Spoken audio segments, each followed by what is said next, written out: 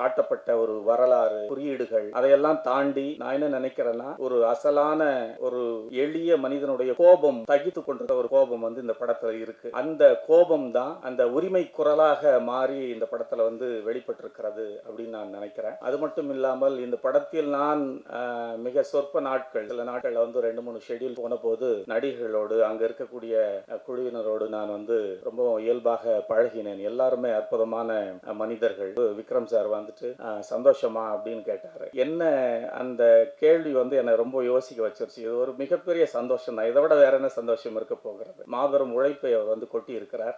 திரு ஞானவேல் ராஜா, தனஞ்சயன் அவர்கள், கூடவே இருந்த அன்புக்குரிய தம்பி தமிழ் பிரபா, அப்புறம் என் தொலைபேசியில் எப்பொழுதுமே தொடர்பிலேயே இருந்து கொண்டிருந்த டயலாக் சம்பந்தமாக இந்த வார்த்தையை எப்படி உச்சரிக்கலாம் அப்படின்னு சொல்லி சில நேரங்கள்ல கேட்பாங்க. அசிஸ்டன்ட் டைரக்டர் அன்பு, விடுதலை சிகப்பி, சஞ்சய், எல்லோருக்குமே நன்றி.